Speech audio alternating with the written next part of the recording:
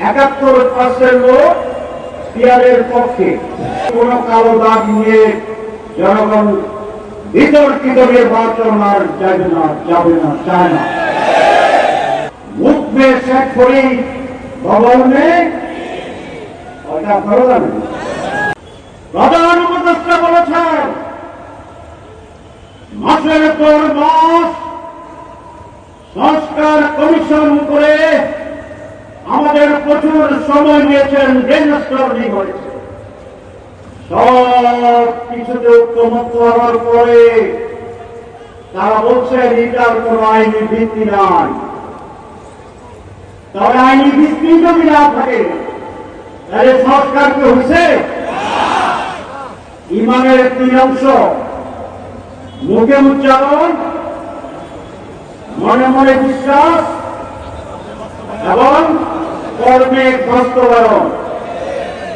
সংস্কারের 3 অংশ ঐক্যমত্য পোষণ, আইনি মর্যাদা প্রদান এবং সেটাকে কার্যকর করণ। আমাদের সরকার মুখে স্বীকার করছে আর পূজা করে না। ইমান আনছে, সংস্কার হয়েছে। আপনি বলছেন সংস্কার জরুরি, এখন সংস্কার ছাড়া আপনি কি করতে চান? আমরা চাই যে সমস্ত জায়গায় সংস্কারে আমরা একমত হয়েছি সেটা আলোকে আইনের মাধ্যমে আগামী নির্বাচন হতে হবে। আমাদের বন্ধুরা বলেন সংস্কার আমরা পার্লামেন্টে গিয়ে করব। তো যদি আপনারা পার্লামেন্টে গিয়ে করেন এখন তো অসুবিধা, তাহলে कुछ काला है और नहीं है, কি বলেন? হায় আর নেই হয়। এই কোন কালো দাগ নিয়ে জনগণ বিতর্কিত নির্বাচন আর যাবে না, চায় না।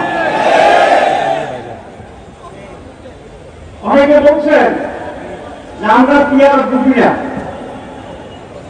গতকালকের একটা সার্ভে রিপোর্ট দেখেছেন 71% লোক পিয়ারের পক্ষে। তাহলে আমরা যারা রাজনীতিবিদ, যারা আমরা বুঝি না, মূর্খ জনগণ তো বুঝে। যদি তারা না বুঝে 71% বলেন তাহলে আপনি বুঝেন না, এটা ঠিক না, আপনি বুঝেও বুঝেন না, কোনটা ঠিক? আমরা বলছি যে আমরা গণতন্ত্রের পক্ষে। তো গণতন্ত্রতে মেজরিটি মাস্ট বি গ্যারান্টেড। একটা গণতন্ত্র 71 ভাগ কি মেজরিটি না মাইনরিটি? ওনারা 71 ব্যক্তি কিভাবে লিখতে হয়? 7-1 7-1। চশমার কারণে একটু উল্টা দেখছে 17। 71 কি 17 দেখা যায়নি? যায় আপনারা মনে পড়ে, আমি মনে করতে উল্টা দেখি। 32-23 মনে হয়, 40-24 তো যদি 71% লোক যদি ইয়ার চান তাহলে আপনাদের বিরুদ্ধে করার কি অধিকার আছে? মেজরিটির মানুষের মত প্রকাশ এবং সেভাবে কার্যকরণের নাম হচ্ছে ডেমোক্রেসি।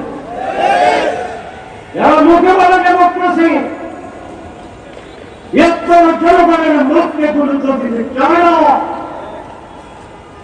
তাদের ব্যাপারে বলা যায় মুখ में শেখ ফরিদ ভবন में ওটা ভালো জানেন। সুতরাং আমি বলতে চাই, বলতে বেশি যাব না, আসুন ডায়লগ করি, সরকারকে আহ্বান জানাবো রাজনৈতিক দলগুলোর সাথে ডায়লগে বসেন, রাজনৈতিক দলগুলোর কাছে আবেদন জানাবো আসুন আমরা ইন্টার পার্টি ডায়লগ করি, আমরা ইন্টার পার্টি কেবল করি। দেশকে আমাদের ক্রিয়াটার দিকে নিয়ে যাবেন না, জনগণের বিপরীতে দাঁড়াবেন না, আর একটি অনিয়মের ক্ষেত্র তৈরি করবেন না। আমরা রাজনৈতিক দল এবং রাজনীতি নেতা দায়িত্বশীলতার পরিচয় দিয়ে সকলে মিলে একটি অবাধ সুস্থ পার্টিসিপেটরি অংশগ্রহণমূলক, অনেকে বলে আপনি অংশগ্রহণমূলক বলেন, এটাকে আপনি কি বুঝান? নো, জনগণের অংশগ্রহণমূলক। আগের 2 বছর তো জনগণ আসতো না, আসতো ভূতরা আসতো, ব্যক্তি আসতো, শয়তান আসতো, ব্যালট বাক্স মানুষ সারা ভর্তি হয়ে যেত। এবার সেই পরিস্থিতি হলে বাংলাদেশ টিকবে না, স্বাধীনতা টিকবে না।